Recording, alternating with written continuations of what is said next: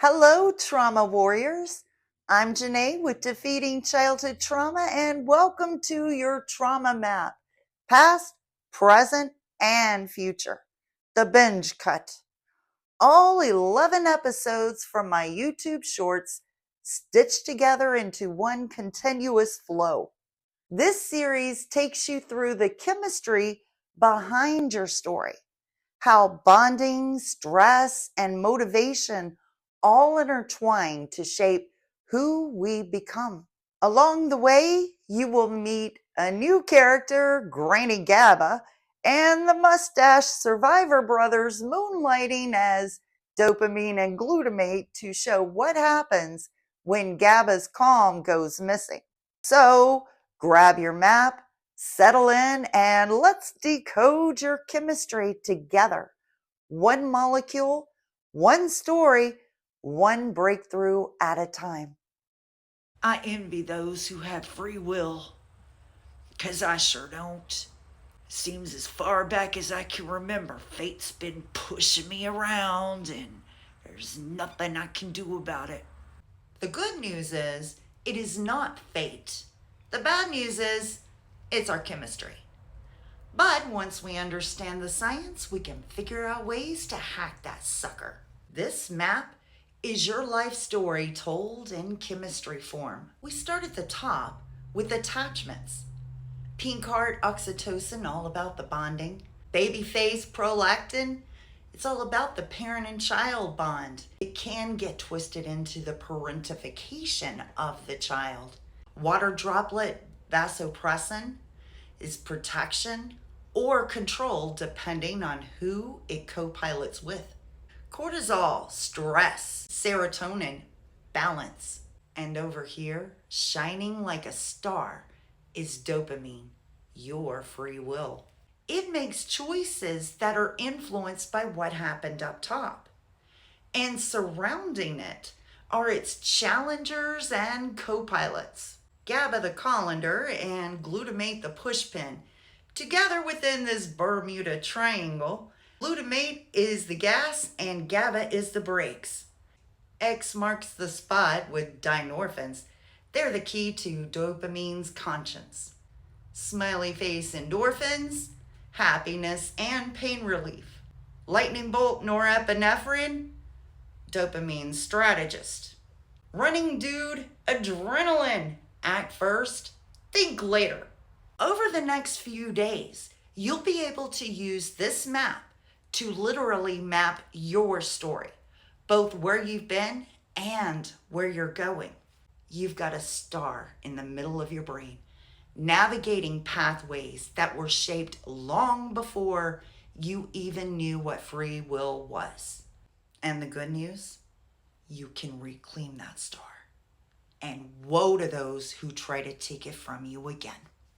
Tomorrow, we'll start at the beginning. Childhood attachments and the bond that should have protected you. I never felt protected as a kid. I was always the one doing the protecting. Time to zoom in on this map and meet the bonding trio up top. This is vasopressin, your body's loyalty and protection chemical.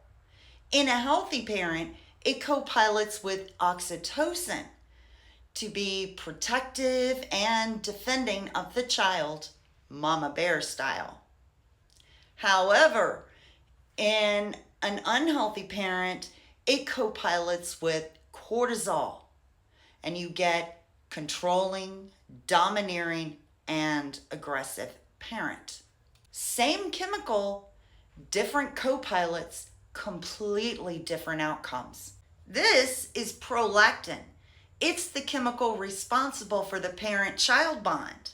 In healthy homes, it feels nurturing.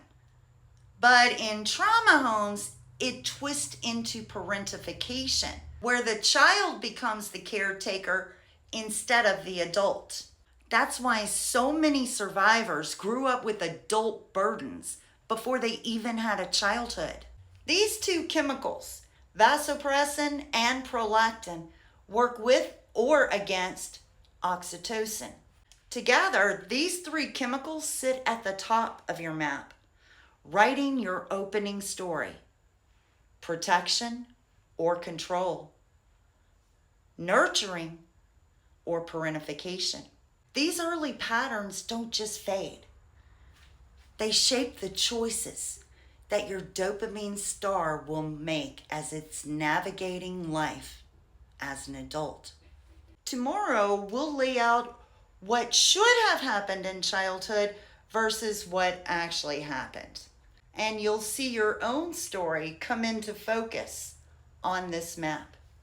My parent behaved more like a sibling than a parent. I never felt a secure attachment with them. That's not just a feeling, it's chemistry. Let's map what should have happened in childhood versus what actually happens in trauma. In a safe home, the attachment crew works together. Oxytocin builds trust and bonding. Vasopressin co-pilots with oxytocin to protect the child like a mama bear. Prolactin makes the parent nurture the child so the child doesn't have to carry any adult burdens. Cortisol stays low most of the time, only spiking in real emergencies. Its counterweight, serotonin, keeps the mood calm and balanced, so the child's feelings are seen, co-regulated, and calmed. And that's the chemistry of security. But in trauma homes, these same chemicals get rewired. Oxytocin bonds you to unsafe people. Vasopressin co-pilots with cortisol, becoming control instead of protection. Prolactin twists into parentification, where the child is caring for the parent. Cortisol stays high, training your body for constant stress, while serotonin gets drowned out, so that the balance never comes. So from the very beginning, chemistry was scripting your childhood.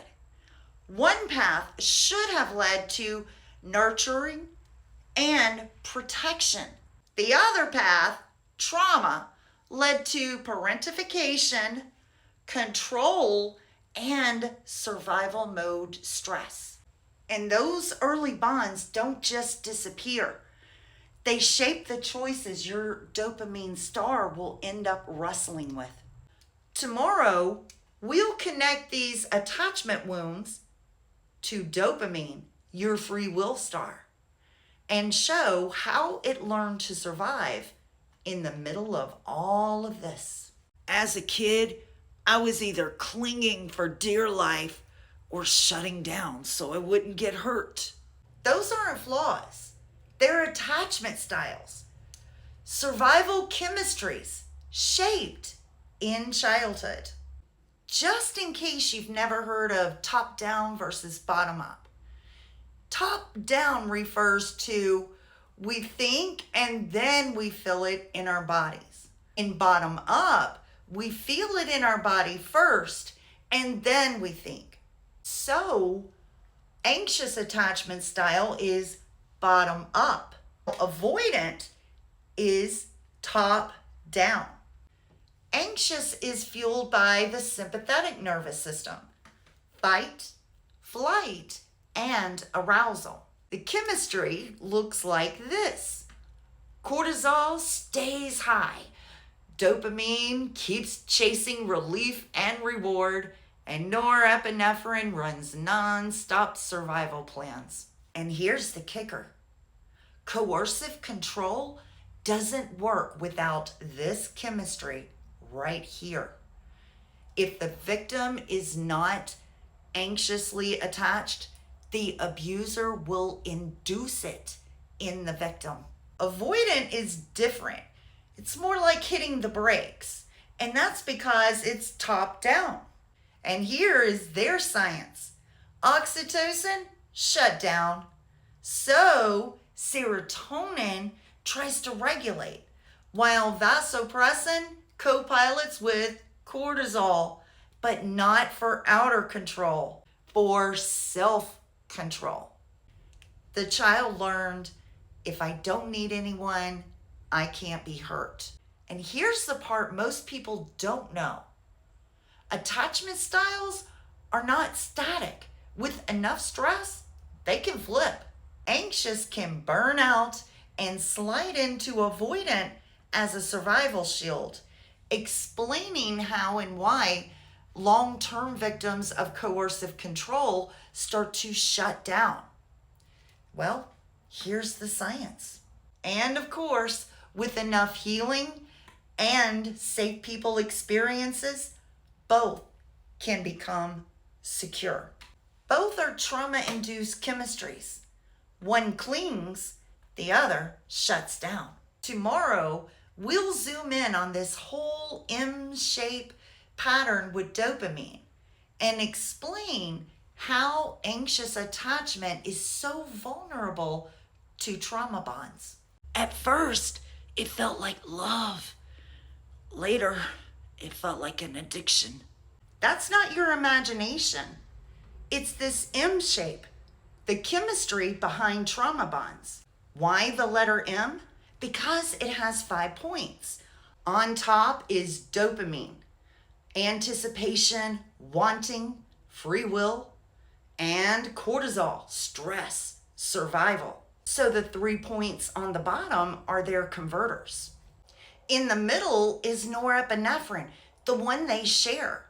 It focuses dopamine's wants and strategizes cortisol's survival plans.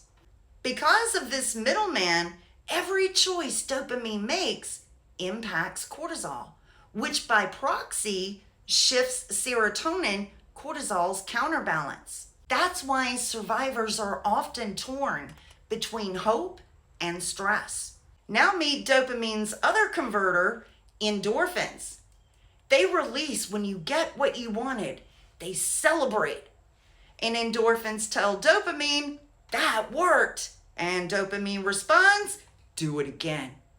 And that's how habits are formed. Now meet cortisol's other converter, adrenaline.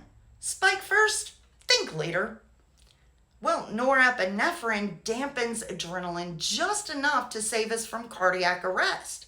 But it also numbs stress so that we can keep enduring. In love bombing, dopamine and endorphins flood you with reward. The high feels like nothing else, but it's a chemically induced illusion, not love. Then intermittent reinforcement kicks in, also known as breadcrumbing, and endorphins are only sometimes giving dopamine its reward. But that's all dopamine needs. Just a few wins to live in the hope of the possibility. That's why we often hear victims of coercive control say, I've never loved anyone like this before. What they don't know is it's addiction chemistry, not love. Tomorrow, we'll look at part 2, why leaving the abuser feels impossible. And spoiler alert, it's all oxytocin's fault. Leaving should have been freedom. So why did it hurt worse? That's because oxytocin, the chemical for bonding, does not let go quietly. Here's the wild part about oxytocin. Inside the trauma bond, oxytocin lowers. Why? Because it's also your social memory chemical. The brain whispers, I need to forget this abuse so the relationship can survive. But the second you leave, oxytocin flips out. It gets all dysregulated and starts screaming like, oh no, you didn't. And then it pulls up every micro good memory you ever had with the abuser and floods your brain with it. And you're having trouble remembering why you left and you're questioning yourself. And here's the kicker. Oxytocin points straight to dopamine, your free will star, meaning your reward system is hijacked. And so you feel like you're choosing to go back, but it's really oxytocin messing with your whole map. See, I told you it's all oxytocin's fault. Honestly, this chemical needs a good spanking. Yeah, I said it. Sure did. That's why survivors often say, it felt harder after I left. You're not crazy. It's chemistry. Your own bonding system is sabotaging your freedom. Trauma bonds don't just hurt emotionally, they hijack your oxytocin and even your free will. Tomorrow, inspired by one lovely comment, can you do a part 3, how to heal our addiction chemistry? So that's where we're going. Retraining the very system that tried to sabotage us. When you finally leave the abuser, oxytocin panics. It drags up every sweet memory and shouts, "Go back!" But if you stay no contact, this chemistry stabilizes. Around the 1 month mark is when oxytocin quiets. Then cortisol eases and dopamine starts rewiring its reward system. Oxytocin edits memories to keep bonds alive, so fight back with facts. Make a 2-column list of good moments versus harmful ones. Writing activates the hippocampus and PFC, your brain's reality check. Keep it out where you can always see it, because each reread retags the truth and weakens oxytocin's fantasy loop. If you can last the first month, you will feel the pull fading. And that's not willpower, it's rewired chemistry. Then reclaim what was taken. Think of at least one freedom your abuser denied you and go do it.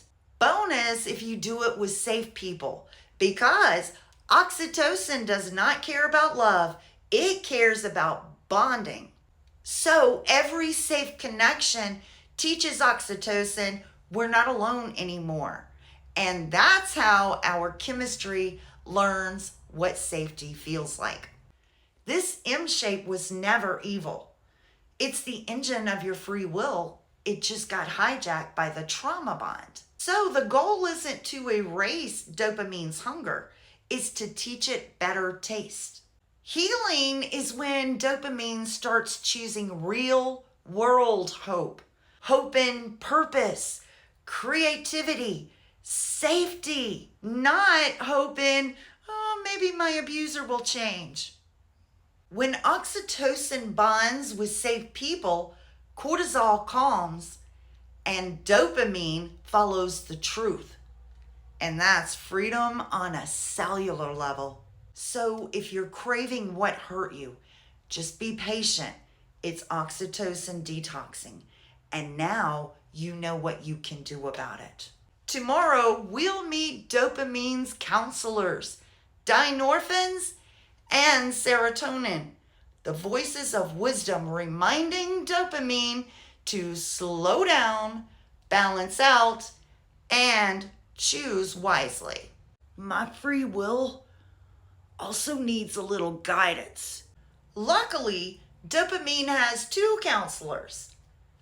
Dynorphins, dopamine's conscience, and serotonin, dopamine's peacekeeper.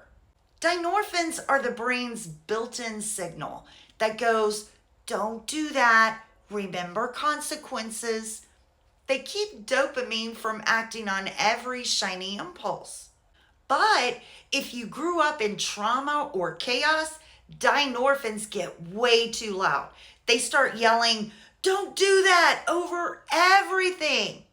And that's how we end up living in constant hesitation, shame, or freeze mode. When balanced though, dynorphins do their real job, protecting you from self-destruction, not punishing you for existing. Now meet serotonin, dopamine's peacekeeper. When serotonin is healthy, dopamine has the confidence to chase goals without the panic. But when serotonin is low, dopamine gets confused. It stops feeling motivation or joy because peace feels unfamiliar. Serotonin's quiet voice is trying to signal you're safe. You can slow down and still be okay. So low serotonin equals low dopamine too. And this is why trauma survivors feel like they'll never get anything they want, so why bother trying? Most trauma survivors live with unbalanced counsel. Dynorphin shouting through a megaphone, serotonin whispering from the corner. It's like dopamine is trying to hold a staff meeting and one advisor screaming, "Consequences!" while the other is quietly saying, "It's okay to rest." Healing means turning down the megaphone and giving the whisper a microphone. That's when dopamine stops living in fear of mistakes and starts choosing peace. Tomorrow, we're heading straight into chaos. The Bermuda Triangle. Dopamine, glutamate, and GABA. The gas, the brakes, and the thrill seeker. Featuring colonial GABA, ready to keep these boys in line. Ever feel like your brain can't decide between rave or a meltdown? Welcome to the Bermuda Triangle of chemistry. Glutamate, dopamine, and GABA. Here's how it works. Glutamate is the gas pedal. It shouts, "Go!" Dopamine is the thrill seeker. It chases rewards. And GABA is the brakes, the calm one who keeps these two guys from frying your sanity. When GABA is low and dopamine is high, things get loud. Hey, dopamine, let's build a business, start a podcast, and text our ex. Yes, glutamate, I love it. Let's also paint the living room at 2 a.m. Classic dopamine and glutamate party. High energy, low wisdom, zero chill. But when dopamine is low, glutamate still floors the gas even when the tank is empty. Hey, dopamine, move, fix everything. I'm trying, but it's hard to be motivated with all this anxiety you're giving me. Without GABA, you're left with racing thoughts and no finish line. Glutamate, sweetie, maybe stop overtaxing dopamine. And dopamine, you don't have to go chasing after every idea glutamate gives you. Now you two take a little nap so that you don't exhaust the prefrontal cortex again. And that's GABA, the calm in the storm. When she's strong, the chaos turns into clarity, and your brain finally remembers how to rest. That's why trauma survivors feel wired and tired at the same time.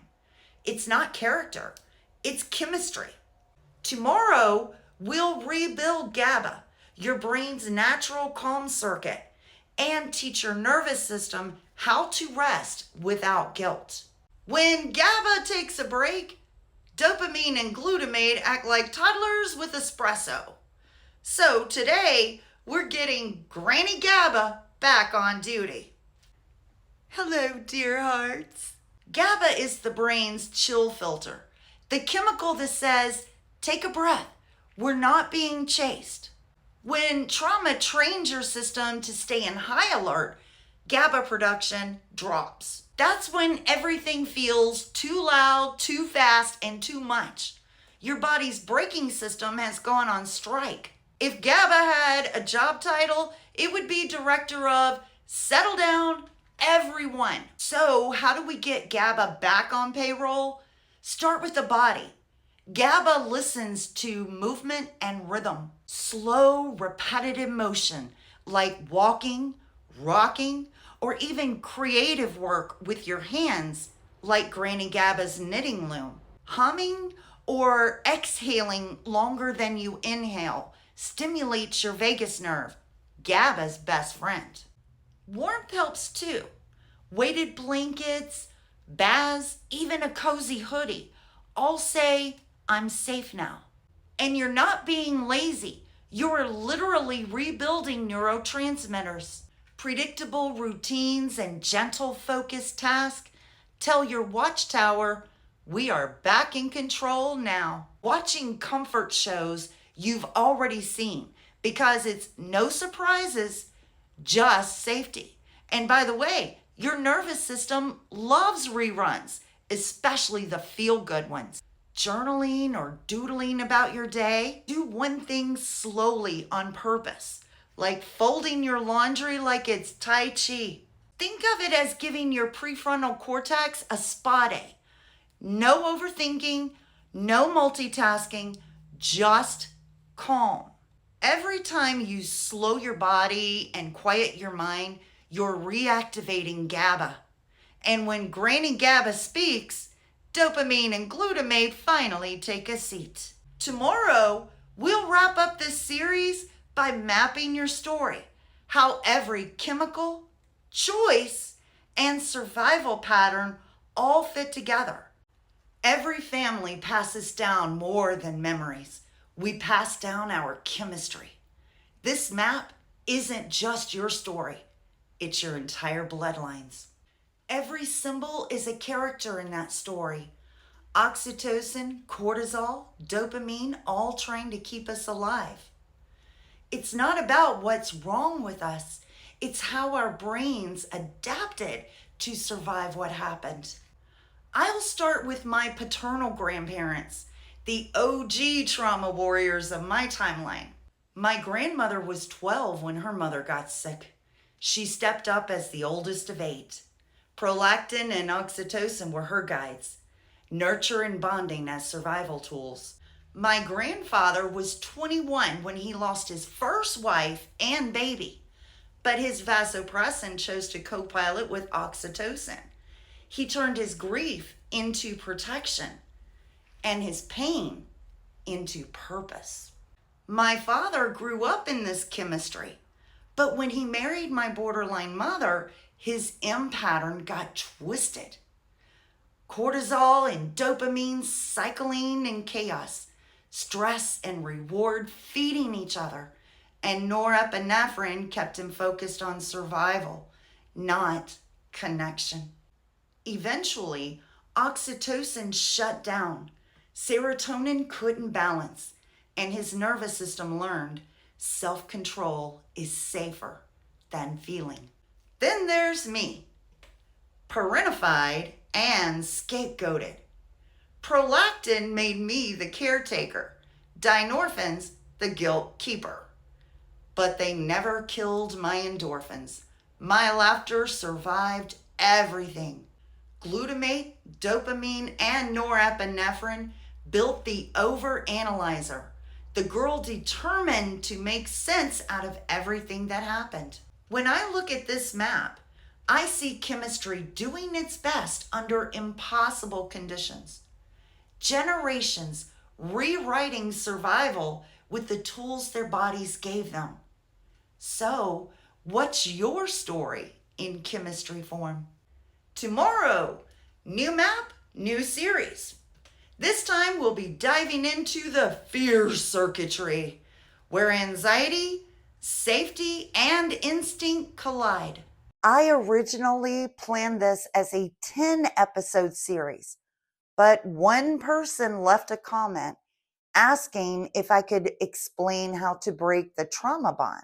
And that one person turned this into 11. Proof that even one curious voice can change the direction of science and healing. In this series, we learned how our chemistry writes the script for attachment, survival, and healing, and how understanding it lets us finally rewrite the ending. Every symbol on that map told a story of survival. And if you're watching this, that means your story is still being written. So, thank you for watching. Thank you for commenting. And thank you for proving that curiosity really can rewire a nervous system. Forged in trauma, rising as warriors.